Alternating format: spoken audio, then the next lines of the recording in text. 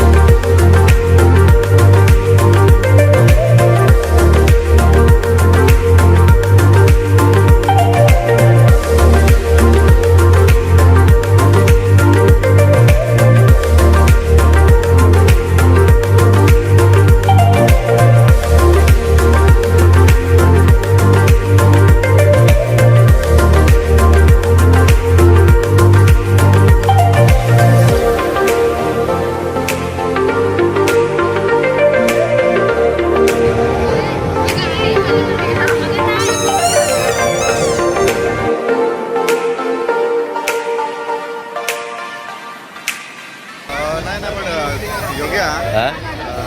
सर्व चविष्ट आहे, साहजिक हो. आहे. त्यांना भाडं भरावं लागतं, त्यामुळे बरोबर. प्राईस तितके ठेवणारच, पण खाद्य चांगलं आहे, नक्की आणि खा. बरोबर. पण पाणी फ्री आहे, पाणी फ्री मध्ये आहे.